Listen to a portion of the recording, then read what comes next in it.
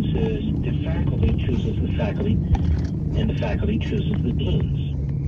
And so you find in 70% of these Ivy League schools, they choose among themselves. And the next crop of professors come out of the same system. It's very incestuous.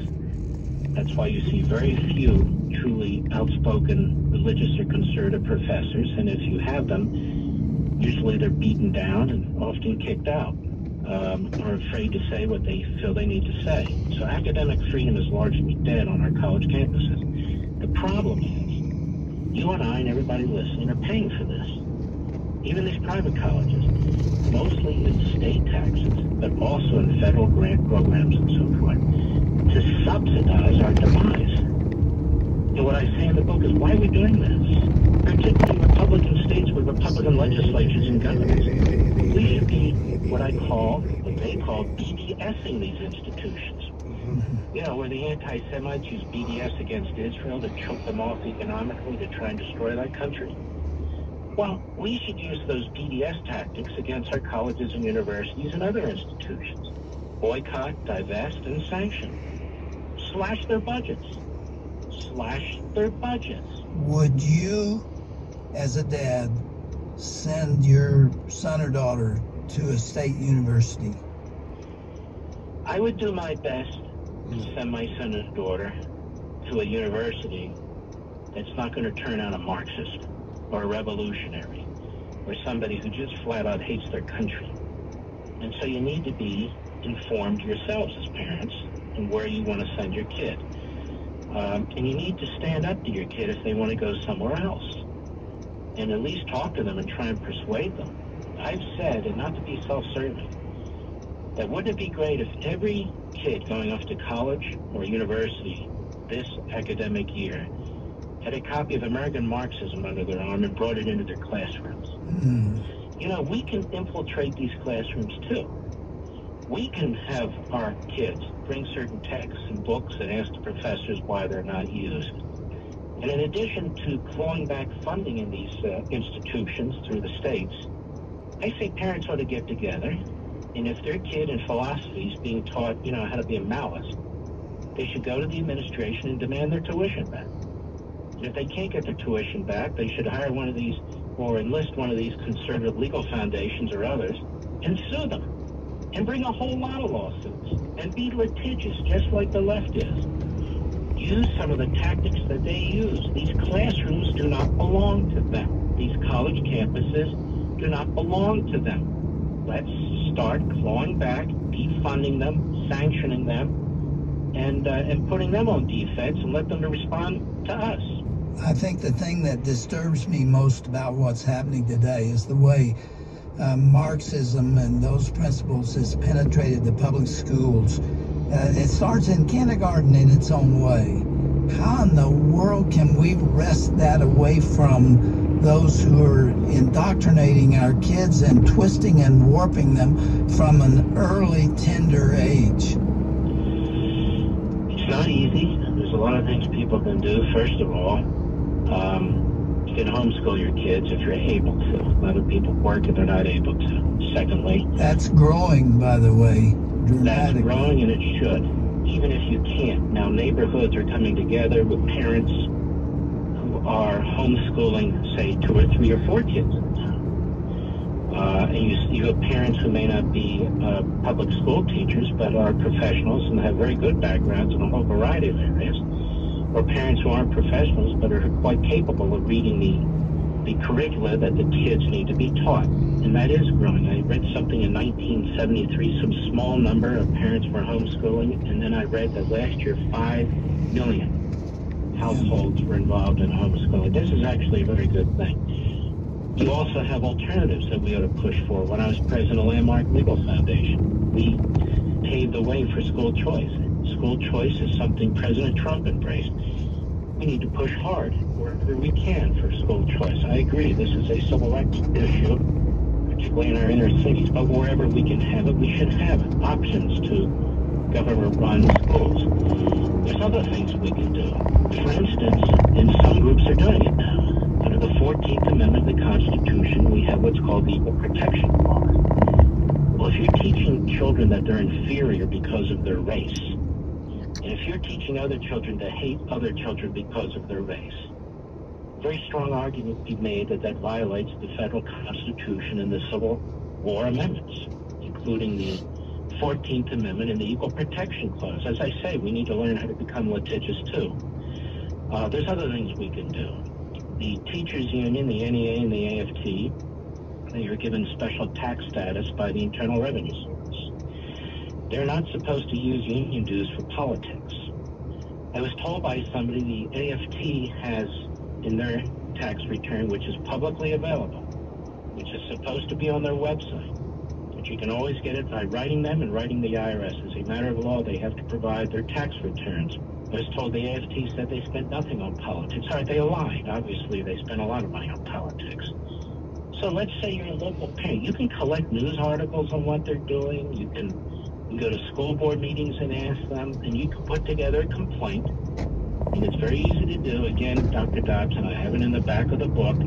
Link it right up to the IRS on how to file a complaint against these teacher unions. Imagine in a school district, if 100 parents filed 100 complaints against the union, they would have to respond to this. You can use the Freedom of Information Act against, states have, against any school district, against any school system. Demand documents, copies of their contracts. You want to know how teachers are hired. You want to know how teachers are promoted. We must do everything we can to protect the younger generation because that's the future of the country. One of my most oft-quoted concerns came from Adolf Hitler, of all people. In 1937, he was commenting on the fact that there was opposition to him in the culture. And he's quoted as saying, "It does not matter what the people think. We've got their kids." And that's just what keeps me awake at night, is they've got our kids.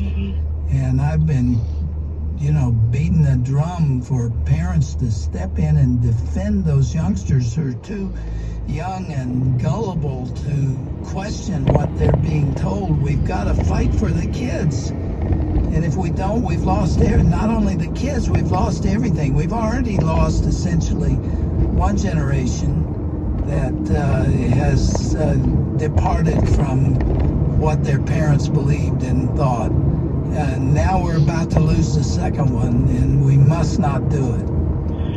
And you're right. When you go back to Karl Marx and Engels, this is what they talk about. This is how you've got to destroy the socialist structure. You've got to destroy the society. You've got to destroy the nuclear family. And you got to destroy and control the educational system. Mark, I left the university because of this very concern, that I saw the family was in the bullseye. And this was 1977, and I began warning about what I was seeing coming. I don't sound like Father Time here, or that I was some kind of prophet, but if you watched the culture and what was happening, you could see where they wanted to take it. And I had a lot of opposition from within the church and within the Christian community saying, we're not political, you're too political. They didn't seem to get it. Now, many of them are saying to me, I heard you, I didn't believe it, but I do now. Well, Dr. Dobson, you know this better than we have very radical liberal elements within these various religious institutions. Whether it's Christianity, whether it's Judaism, they have politicized faith, where their real faith is the politics of the left. It's not the Bible. Yeah. And I see this all the time. It's frustrating as can be. I'll drive down the road and I'll see sermon on Black Lives Matter this Sunday and so forth and so on. Again, we have free will in this country.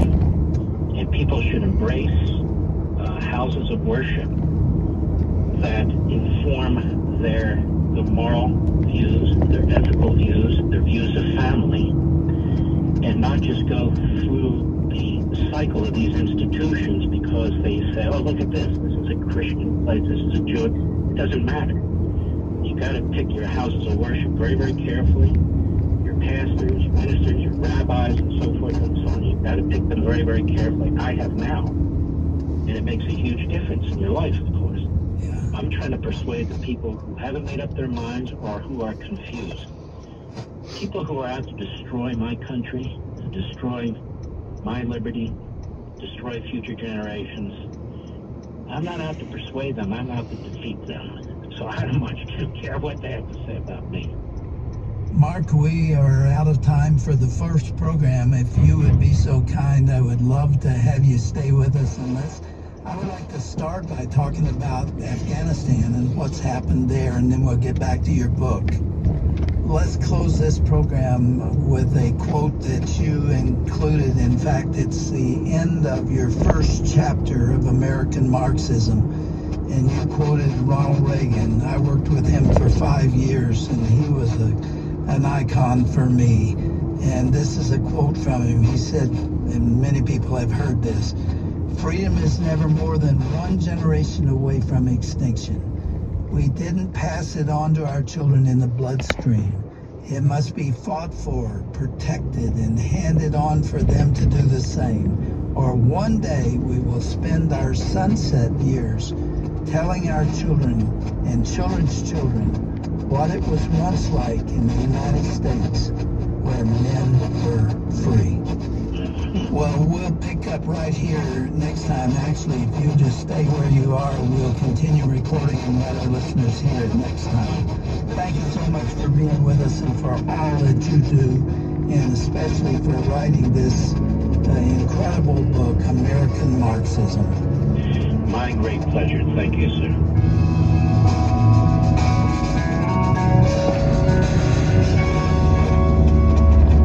Well, that was Dr. James Dodson today here on